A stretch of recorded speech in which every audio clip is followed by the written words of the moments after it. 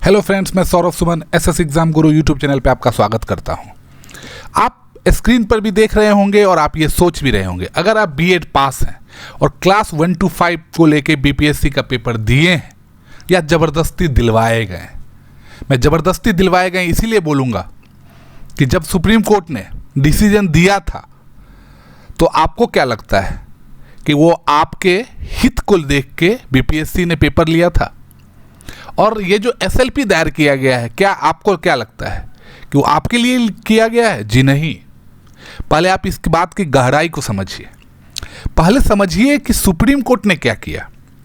Supreme court ने 1-2 साल पहले राजस्थान हाई कोर्ट के फैसले के खिलाफ जो राजस्थान सरकार गई थी उसको स्टे में रखा, मतलब स्टे ऑर्डर दिया कि नहीं, राजस्थान हाई कोर्ट ने जो बोला है वही माना जाएगा। उसके बाद 1-2 और भी दायर हुए, 11 सितंबर की बात है।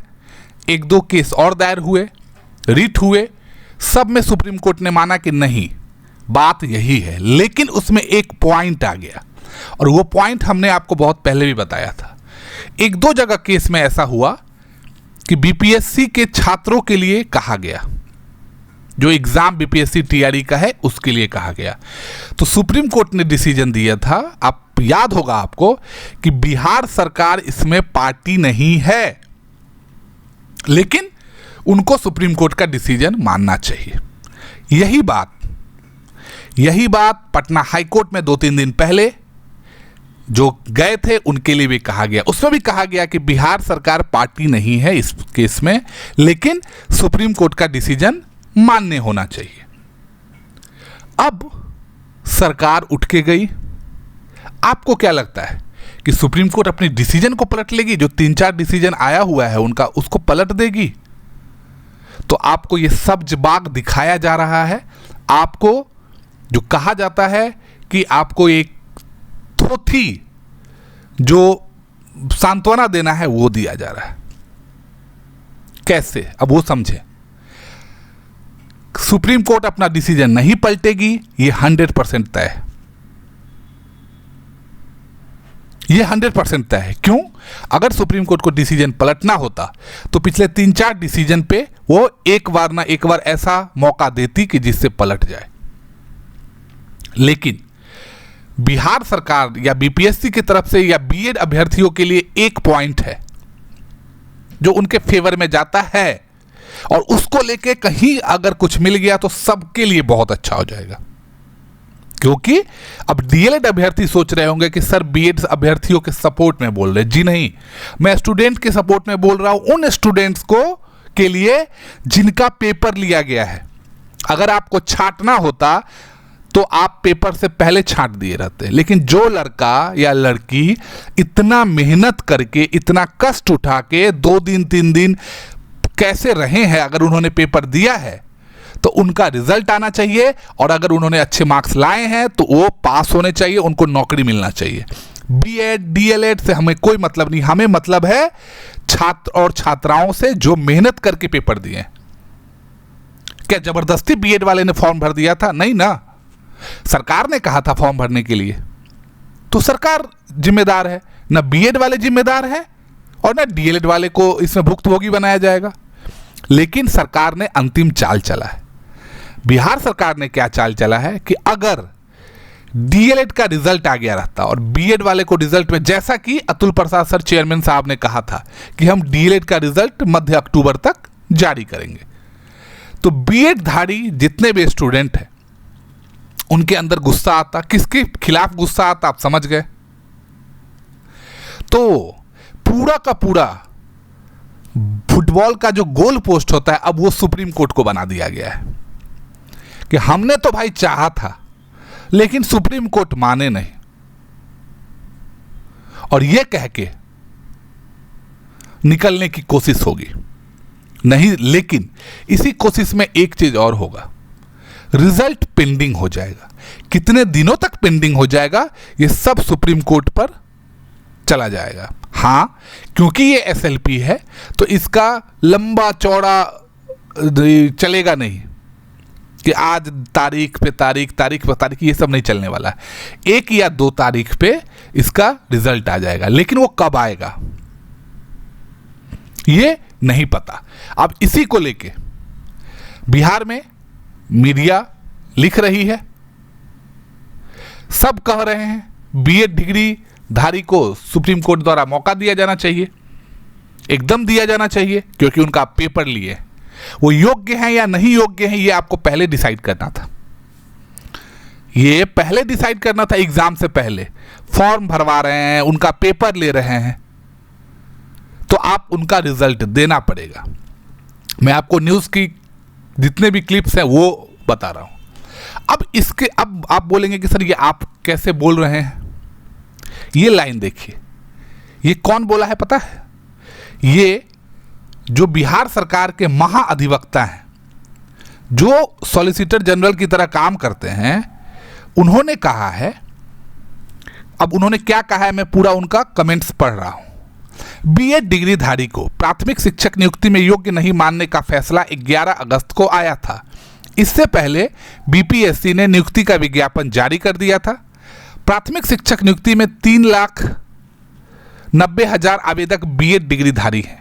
इसीलिए उच्चतम न्यायालय से आग्रह किया गया है कि इस नियुक्ति में बीएड डिग्रीधारी को मौका देने की अनुमति प्रदान करें। आगे की नियुक्ति में बीएड डिग्रीधारी को प्राथमिक शिक्षक नियुक्ति में योग्य नहीं माना जाएगा। पीके शाही, महाअधिवक्ता, बिहार सरकार। तो आप समझ गए, यही मांग है, ये मांग किया गया है। सरकार के महाअधिवक्ता ने ये जानकारी दी है कि हमें, मतलब जो बीएड वाले हैं उन्हें मौका दिया जाए, और यही मौका मांग हम भी कर रहे हैं, हम सब कर रहे हैं। लेकिन उम्मीद कम है, लेकिन उम्मीद कम भरोसा ज़्यादा। अब भरोसा ज़्यादा के पीछे एक जो लाइन है इसमें कि जो सुप्रीम कोर्ट का डिसीजन आया था वो बीपीएससी की नियुक्ति के विज्ञापन से पहले आया था, तो थोड़ा सा मन में है कि कहीं अच्छा हो जाए। लेकिन जो होगा आपके सम्मुख होगा, आपको उसके अपडेट देते रहेंगे।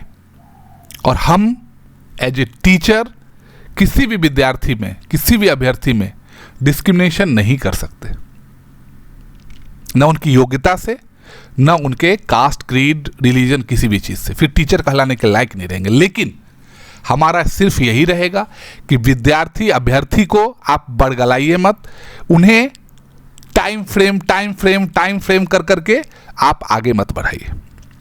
जो भी डिसीजन है क्विक लीजिए, जिससे कि उन्हें आगे के एग्जाम की तैयारी का मौका मिले, या उनका रिजल्ट जल्दी दीजिए, जिससे कि वो अपना जो इतने दिनों से कष्ट झेल रहे हैं उसको पूरा कर पाए, हटा पाए, अपने से दूर कर पाए। अब आते हैं बीपीएससी का 69वीं पीटी, जो प्री एग्जाम है, सीसीई। 31 जिला मुख्यालय के 480 केंद्रों पर परीक्षा होगी। परीक्षा से 45 मिनट पहले ओएमआर सीट दी जाएगी और हर सेंटर पर जैमर लगा रहेगा। दोपहर 12 बजे से दोपहर 2 बजे तक परीक्षा आयोजित होगी। आपको परीक्षाओं में पहले, इससे पहले जो परीक्षाएं होती थी उसमें 30 मिनट पहले ओएमआर मिलता था, इस बार 45 मिनट पहले ओएमआर सीट मिलेगा। 2,70,412 अभ्यर्थी आवेदन किए हैं। पटना जिले में ही सिर्फ 35 परीक्षा केंद्र बनाए गए, जिसमें 20,980 अभ्यर्थी बैठेंगे। 70 मजिस्ट्रेट और 400 पुलिस बल प्रतिनियुक्त किए गए हैं। पटना में धारा 144 लगा रहेगा। सुबह 10 बजे से केंद्र में प्रवेश दिया जाएगा और दोपहर 11 बजे केंद्र में प्रवेश बंद कर दिया जाएगा। मतलब आप याद कर लीजिए, 12 बजे से पेपर है, 11 बजे तक कैसे भी एनी हाउ आपको सेंटर में एंट्री ले लेना है। ई एडमिट कार्ड और आधार कार्ड का आपस में मिलान किया जाएगा। उसके बाद ई एडमिट कार्ड का बारकोड स्कैन किया जाएगा, फोटोग्राफ से मिलान किया जाएगा, तब आपको सेंटर में एंट्री दिया जाएगा। आपका सामान प्रवेश द्वार के नजदीक किसी कमरे में बंद कर रखा जाएगा।